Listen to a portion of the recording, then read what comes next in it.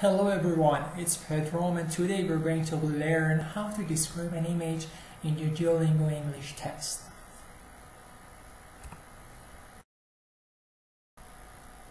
Well, as you may know, we are going to face two different types of questions that require describing an image. One of them would be in the textual form. I mean, you are supposed to type in just one sentence to describe the image and what you see in the picture. And one question would be in the verbal form, oral form. So you have to talk and speak about the picture that you're going to face. First of all, we're going to work on the textual format of the question, but keeping in mind that both are the same. So basically they follow the same rules, the same techniques, so no worries. Just the way that you actually input the data would be different. One in the textual form that you have to type in whatever you want, and the other form would be in the audio form that requires you to talk about the picture. You would be given 1 minute to talk about the picture or type in whatever you want. As you see here, this is an authentic question in the Duolingo English test. Write one or more sentences that describe the image. So you're gonna ask me how. So today we're going to learn how we can describe the image in a way that earns us the highest possible score. So stay tuned. And this one is the other type of question that we already talked about, that prepare to speak for at least 30 seconds about the image below. So this is the second type of the question that requires you to talk about the picture. This is in the oral form, and as you see, you have to talk at least 30 seconds. Keep it in mind that if you speak less than that time, actually your test will be cancelled. So be careful about the length of your answer. We are going to divide the process of answering the question into several steps. Step 1, as you see, you have to talk about the main point, or sometimes in some cases, depending on the picture, the main points of the image. In other words, you have to mention what the image is supposed to show as its main target. Why the photo, ask yourself why the photo is taken. What does it want to convey? What is it supposed to convey to me as a person who is looking at the picture? The main point can be a person, a group of people, an object, a natural scenery, and so forth. And the key points. You can start your description by one of the following templates. It's highly suggested because you're going to, in the textual form, you're going to type in. So the more familiar you are with the words, the faster you can type. So try to choose one of the templates, your favorite one, and repeat it for several times so you can type it in the fastest possible way. You can start with this one, for example, the image or the photo shows. In the picture or in the photo I can see, or there is, or there are, I don't know, blah blah blah, in the photo or in the image, or the colored or the black and white photo shows something. Choose one of the templates and type it for several times to be fast enough. The faster you type it, the more time you have to check your answers. And the other key points. In English language, we usually use present continuous, or also known as present progressive, to describe what is happening in an image. Actually, we consider it as something that is alive. So we want to say that something is happening at the moment. So we use present continuous tense for describing the actions that are happening in a photo or an image. Using appropriate adjective or adjectives can definitely boost your writing or speaking score in describing an image. Actually, I do suggest being familiar with different adjectives that would be suitable for the picture. Actually, the good news is that we're going to have a complete list of the adjectives that come in handy when describing the image at the end of the video today. Try to use a complex sentence as your first sentence, because you don't have much time to write a lot. So 1, 2, or 3 sentences would be the most you can type in. So better to actually show off your dominance over grammatical structures as soon as possible, so I do suggest using complex sentence as your initial sentence. And the other ones, depending on your target score, I mean the score that you're aiming, you have to have different strategies. For example, as you see, for those of you who require a score between 60 and 90, you have to write one complete sentence. But for those who require a score above 90, you have to write 2 complete sentences. And for those who aim above 110, more than 2 sentences are required. And there are 4 types of sentences in English language. I think you're familiar with that. First of all is a simple sentence. Second one, compound and complex sentences, and compound complex sentences. Complex and compound complex sentences can earn you the highest score compared to simple and compound sentences. So try to use complex and compound complex sentences in your description because it earns you the highest score. Okay, let's look at an example. I see that here a picture is given. In the picture I can see a couple of children who are playing. So let's see. The colored photo, one of the templates, the colored photo shows a group of children who are playing. As you see, I have used the template at the beginning. The colored photo shows what? So a group of children who, I have used who, a relative clause for making a complex sentence. Who are playing? I have used present continuous or progressive to describe the action that is happening in the photo. Okay, and as you remember, actually I hope you remember, I said that using appropriate and suitable adjective or adjectives can boost your score. But sometimes using more than one adjective could be confusing. So here you have the order of adjectives. First of all, we use the opinion adjective. Then the adjective that describes the size and quality. After that comes shape, age, color, origin, material, time, and purpose. So let's look at the example. The photo shows a beautiful, tall, thin, young, black-haired Chinese lady.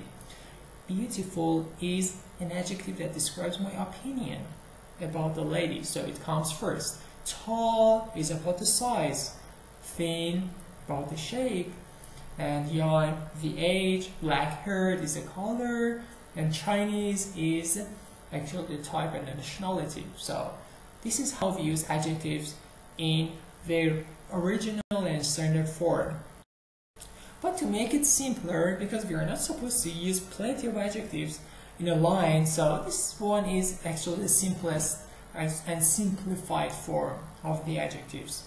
Opinion comes first, size, age, and color, because these 4 types are the most common types of adjectives that we usually use in speaking and writing. So whatever the adjective is should be put in this order. If its opinion comes first, the size comes next, age, and finally the color. As you see in the example, the photo shows a gorgeous green bird.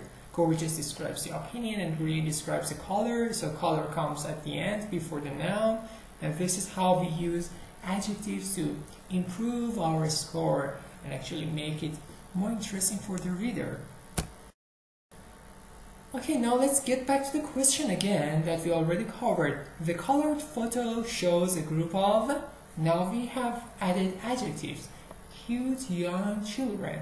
So cute is my opinion and young is the age, so we put cute first and then comes young before the noun children who are playing. So as you see, this one has become better compared to the previous form because we have added 2 good adjectives in the right form. One more example. The photo shows, let's read the white part first. The photo shows a lady and her son who are shopping. Okay, so I have tried to add some adjectives. The photo shows a middle-aged blonde lady and her young blonde son who are shopping. As you see, I have used appropriate adjectives to describe the lady and her son. I have used present continuous, are shopping, and who, the relative clause, to make actually to form a complex sentence. So this one could be considered as an ideal initial sentence for describing an image. One more example, the photo shows a couple and their dog who are jogging actually. So the photo shows a couple. I have added young as an adjective for the couple. A young couple and their cute white dog. I have used cute and white, opinion and color as two adjectives to describe the dog who are jogging. So it's a present continuous tense again. Step 2. So step 1 was focusing on the main picture and adding the actually suitable adjectives before the noun or the nouns, and of course using present continuous to describe the action that we see in the picture. Step 2. Try to add more relevant details. So after mentioning them and talking about the main points and using appropriate adjectives, it's time to add more details if you have time. But what type of details? The relevant details to your description. It can be added as a simple and independent sentence or as part of a complex sentence.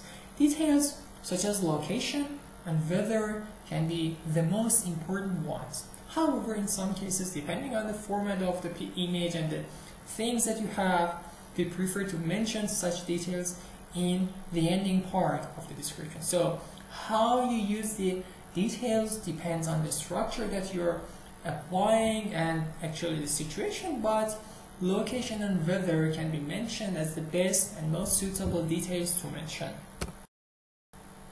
Now let's get back to the initial example again. The image shows a group of cute young children who are playing. Now it's time to add details. Here I have added the details about the locations at the end of the initial sentence, in a playground. So after using present continuous, relative clause such as who, and adjectives such as cute, young, it's time to add details about the location, in a playground. And the lady and her son. The photo shows a middle-aged blonde lady and her young blonde son who are shopping in a store. Again, I have mentioned the location as a relevant detail to my initial sentence.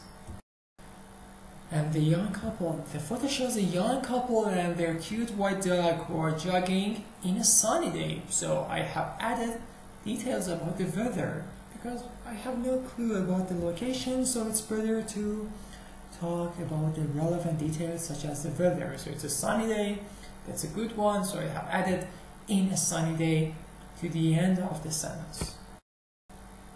Step 3. Now after mentioning the main points and adding details, depending on the image and its contents, you can either talk about the things located in different locations in the photo or make predictions about the image. So you can look around in the picture, and if there is anything that's worth mentioning, you have to mention that thing or that item or that person by mentioning its location, or you can make predictions about the image. How? Let's see.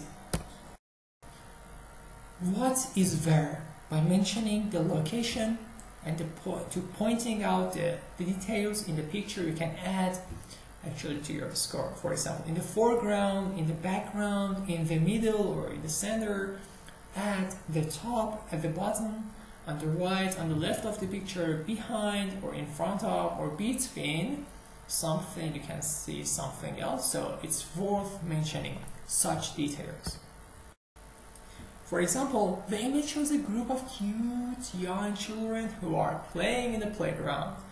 In the background, there are several tall trees. As you see, after mentioning the main points and the relevant details, it's time to talk about the details, other details, and mentioning their location. So, in the background, behind actually the children who are playing, there are several tall trees. Again, I have used an adjective for trees. And for the lady, the photo shows a middle-aged blonde lady and her young blonde son who are shopping in a store. On the right, there is a big shelf. So, as you see after mentioning the points, the main points, and the relevant details, I'm going to mention to something that is located on the right side of the picture, so I use on the right, there is a big shelf. Again, I have used an adjective, a big shelf. Now let's get back to the young lady. The photo shows a young couple and their cute white dog who are jogging in a sunny day. In the background, some tall trees can be seen.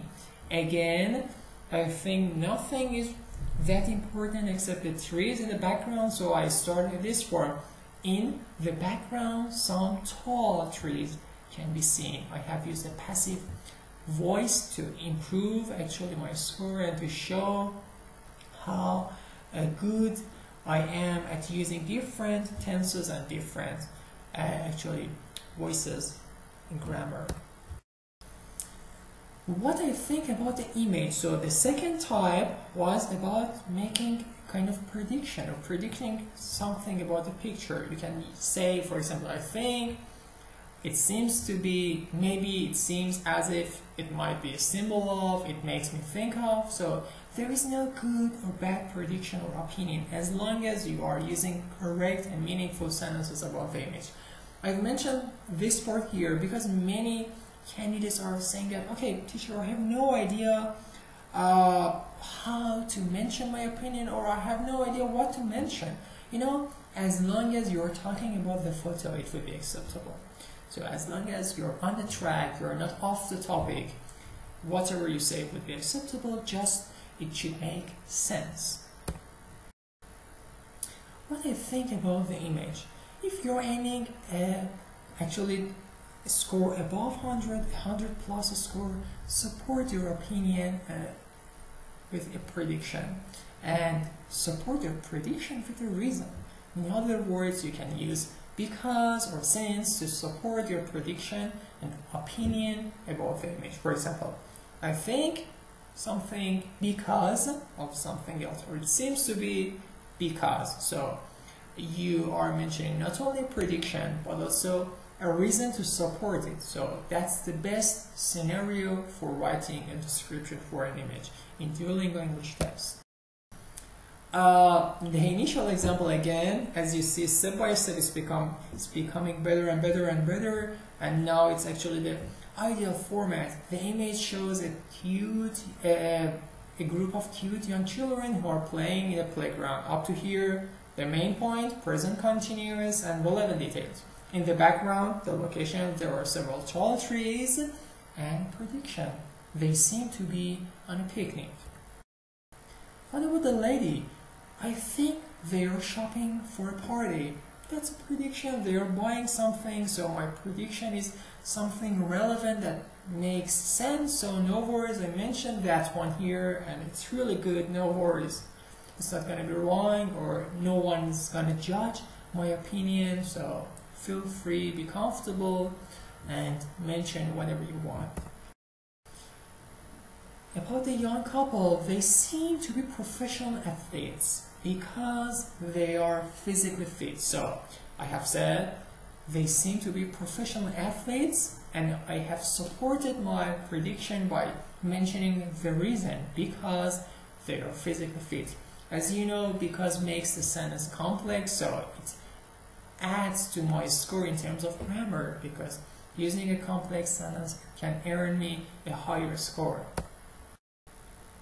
Okay, now let's look at a couple of examples. But before looking at the examples, I suggest revising whatever we learned up to here, so you can stop the video, go to the beginning of the video and have a quick revision and a quick recap. After that, you can start reviewing and reading the examples that now I'm going to read for you. Okay, example number 1.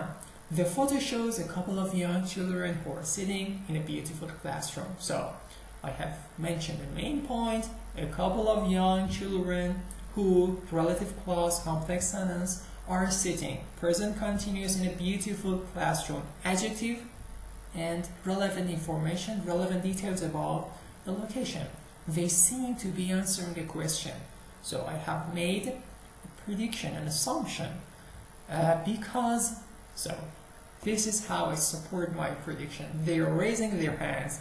In the background, a whiteboard can be seen on the wall. As you see, Actually, first of all, I mentioned the most important point. After that, the one that makes more serious, and at the end, the most actually detailed thing that I can see in the class, that is the board that I have mentioned at the end. So the way and the order in which you use and mention the details also is important.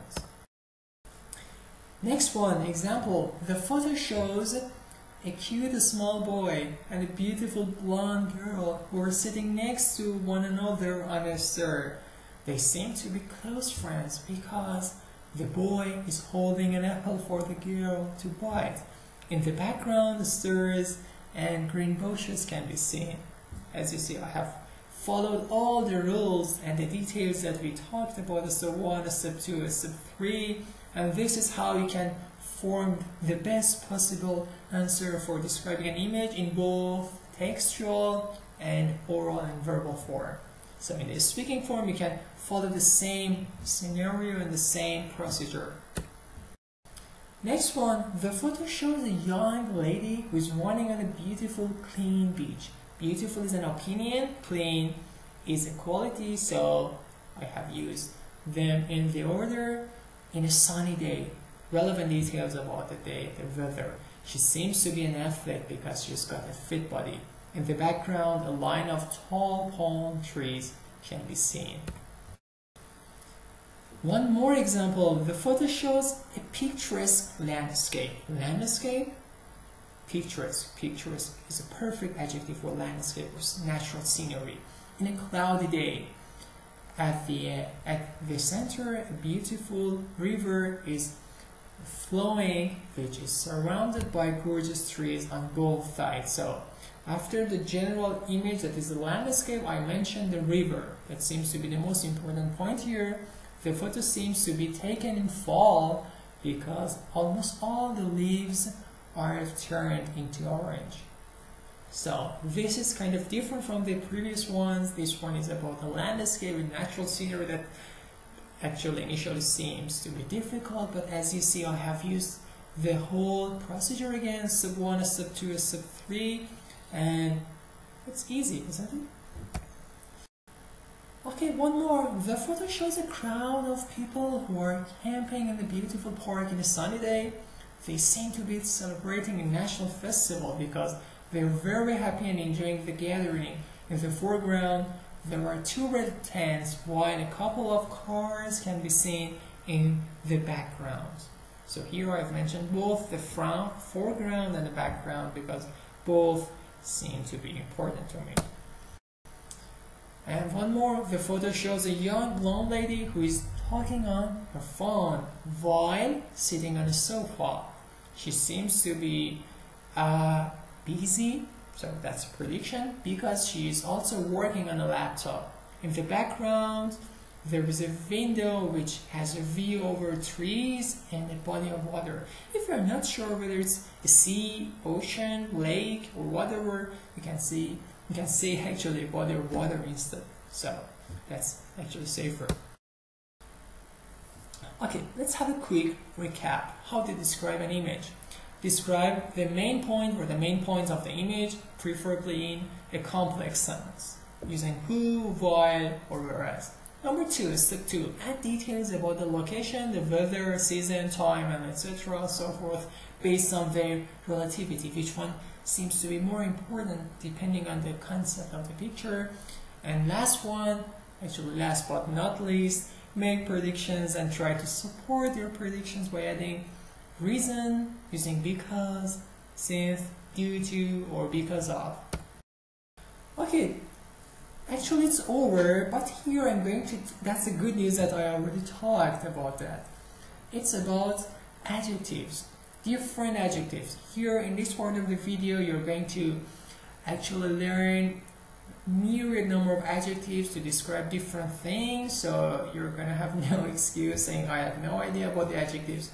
Here you can find whatever you need. First of all, the adjective to describe a natural scenery, a landscape. Adjective to describe a person can be seen on the right side. So stop the video, go through the adjectives, and actually work on the pronunciations. If you have any difficulty, check it in your dictionary.